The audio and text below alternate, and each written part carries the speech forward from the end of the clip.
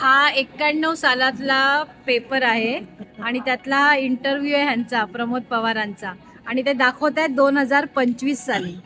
Sir काय तुम्हाला वाटतंय आता? आठवणींवर जगायचं असतं आणि आपण केलेलं काम योग्य आहे की नाही याची जाणीव ठेवून मग पुढे जायचं असतं.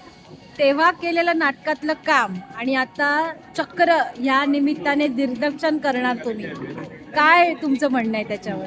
काय नाही, खूप आनंद होतोय की नव्या मुलांच्या बरोबर काम करायला मिळणं ना, याच्यासाठी सुसंधी दुसरी कुठचीच परवणी नसते. नव्या मुलांच्या बरोबर काम करतो आणि हा जो आहे ना, याच्या आठवण कशी आली तर विजयने ज्या वेळेला आठवण केली की अशा पद्धतीचा एक कार्यक्रम केला होता, रंग, सूर आणि शब्द. क्या बात आहे. तर ह्या कार्यक्रमाच्या निमित्ताने हे भेटले होते त्यावेळेला आणि त्यांना त्याची आठवण आली. म्हणजे बघा, त्यावेळेचे भेट आता 2025 मध्ये निघाली आहे, पण मुळात 91 सालातली इंटरव्ह्यू आणि 2025 मधला प्रमोद पवार एका वाक्यात सांगा. काही फरक नाही, तो आहे तसंच आहे आणि शेवटपर्यंत तसंच आहे. हे महत्वाचं आहे. तेव्हा काळे होते, आता पांढरे आहेत, एवढंच.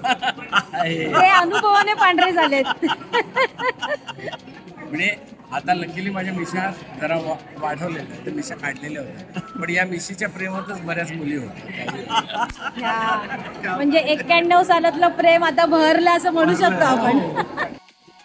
आयोजकांनी जे ना तिघांना रंगमध्ये एस एम पंडित, सूरमध्ये पंडित भीमसेन जोशी आणि शब्दामध्ये विजय तेंडुलकर, तिघांना एक एक गुलाबाचं फुल दिलं होतं आणि मी शिवाजी मंदिर पासून छोटा बुके तिघांना घेऊन गेलो. त्याच्यामुळे सर्व आयोजक होते ना, ते बोलले नाही आमच्याबरोबर नाश्ता करायला होता पंडितजी, हे जे सर्व दिग्गज आणि त्याच्यामध्ये मी नाश्ता करायला. अरे बापरे. आणि त्याच्यानंतर आमची आणि गोपीनाथ सावंत म्हणून होते, त्यांनी फोटो काढलेले होते. संस्कार माझ्या प्रेमात पडले. त्याच्यानंतर दुसरी भेट आमची योगेंद्र जी के साथ शो होता तेव्हा दुसरी भेट, आणि तिसरी भेट जेव्हा ते गेले मेरा सौभाग्य है. पाया पडला, किती वेळा माणूस असायला पाहिजे तर आपने किया. आणि तेव्हापासून मी यांना शोधत होतो. तो शोध आज पूर्ण झालाय. तो शोध पूर्ण झाला.